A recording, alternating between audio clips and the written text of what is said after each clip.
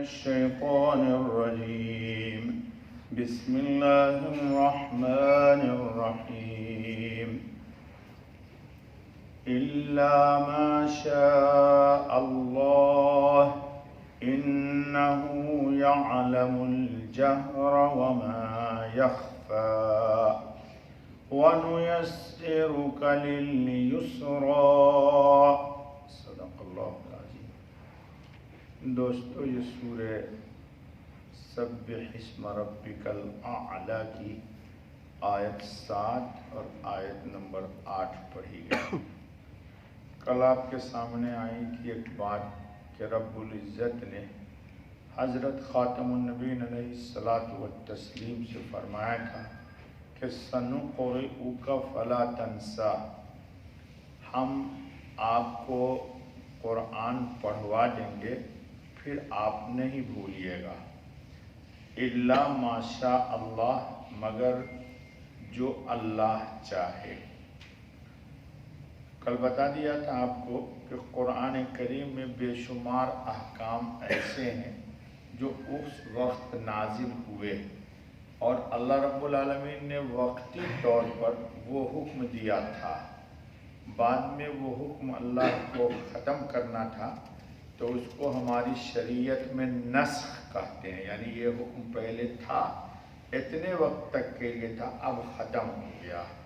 اس سے اللہ کی قدرت کا بھی اندازہ ہوتا ہے اور اللہ کے علم ازلی محیط کا بھی اندازہ ہوتا ہے کہ بندے کے لیے جو حکم جب تک نفع بخش تھا اللہ نے اس کو باقی رکھا۔ اللہ رحم الراحمین ہے، اس کو معلوم ہے کہ ہم کتنے کمزور و ضعیف ہیں۔ آگے چلیے، اگلا جو ٹکڑا اس آیت 7 نمبر کا ہے کہ انہ یعلم الجہر وما یخفی، وہ جانتا ہے جہر پکارنے کو، وما یخفی اور جو چھپا ہوا ہے۔ ایک موقع پر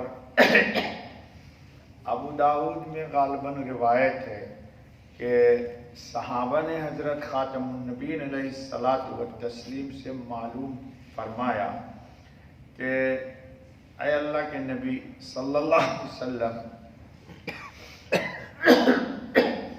ہمارا اللہ ہم سے دور ہے، فَأُنَادِي، کہ ہم اس کو زور سے پکاریں، ام قریب، یا مجھ سے قریب ہے، فَأُنَاجِي، کہ ہم اس سے کانا پھوسی کر کے سرگوشی کر لیں، جیسے ہم ایک بات ایک شخص کے کان میں کرتے ہیں۔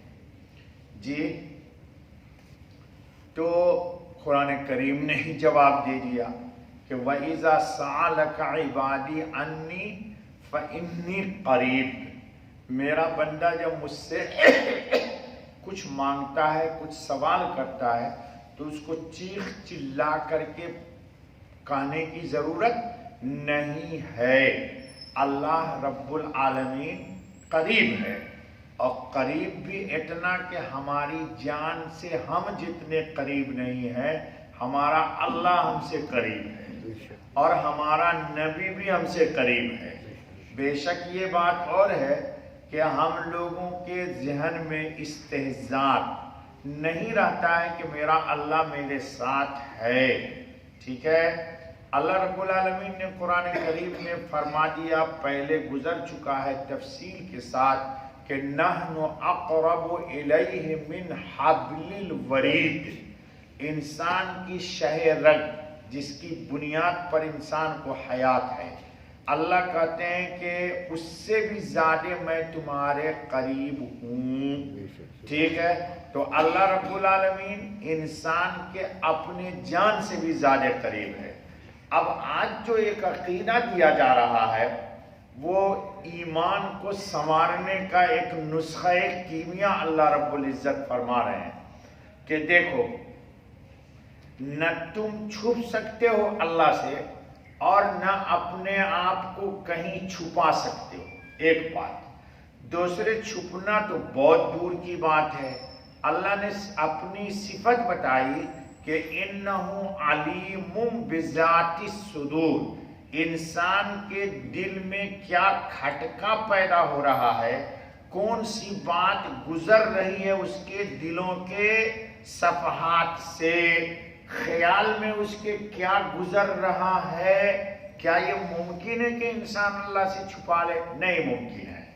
اللہ کہتے ہیں کہ اِنَّهُ يَعْلَمُ الْجَهْرَ، تم زور سے جو بات کرتے ہو اس کو بھی اللہ جانتا ہے، وَمَا أَخْفَى، اور جو تم دل میں چھپا لیتے ہو.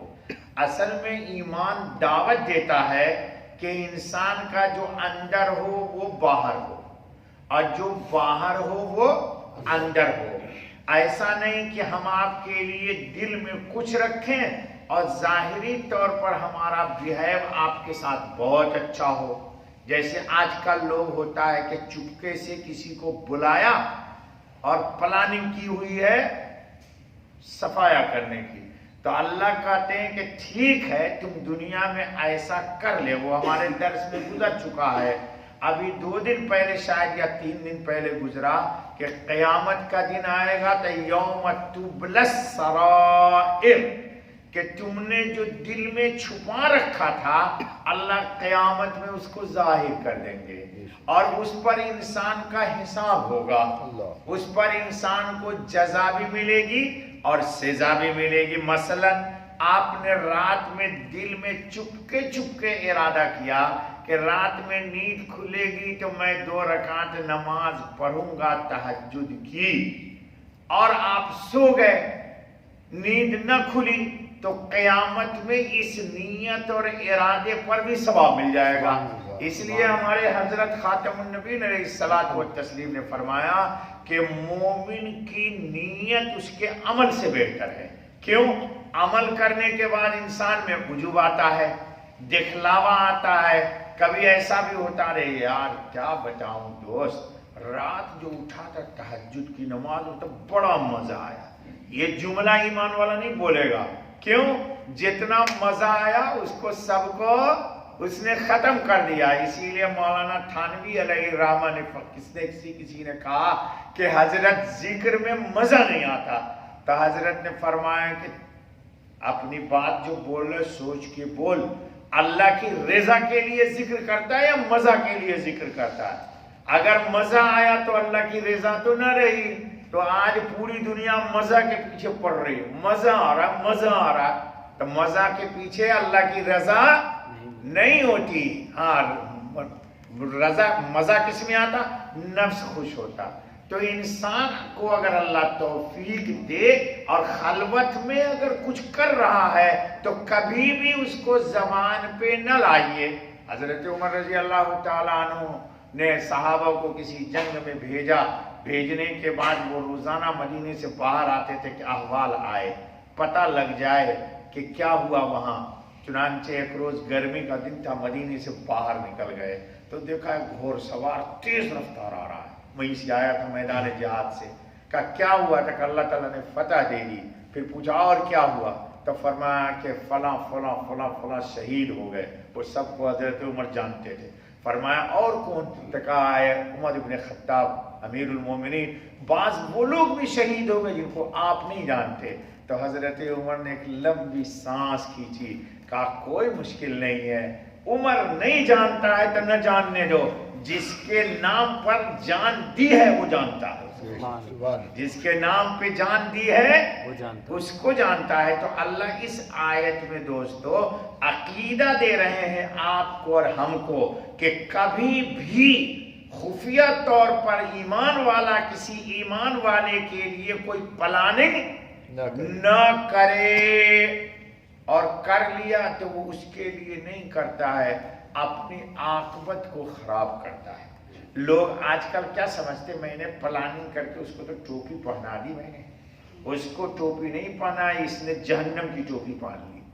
یہاں تو بہت اچھا ہے، وہاں جب پتہ لگے گا رتی کا حساب دینا پڑے گا تب پتہ لگ جائے گا. میرے ساتھ ہے ٹائم پہ تھا 30 سیکنڈ ہے، چلو تو یہ آگے اور کریں گے. تو دوستو اللہ رب العالمین ہم کو عقیدہ رکھنا، جیسے جیسے قرآن آگے جائے گا نا اللہ تعالیٰ آخرت پر آپ کو یقین دلوائیں گے. اپنی ذات کا یقین عطا فرمائیں گے کہ اپنے رب کو بہرا، گنگا، اندھا، اپاہج استغفر اللہ نہ سمجھو. وہ تو تمہارے ارادہ کو تو بڑی بات ہے یار. میں نے 2 دن پہلے حدیث سنا دی تھی کہ انسان کی پیدائش اور کائنات عالم کی پیدائش سے 50,000 سال پہلے اللہ نے میری تقدیر لکھ دی. تو تم کیسے اپنے آپ کو چھپا لو گے اس سے؟ اللہ ہم سب کو خلوت میں اور جلوت میں دونوں میں اللہ پاک کا دھیان عطا فرمائے. بس بابا باقی انشاءاللہ کے لیے 2 دن بعد.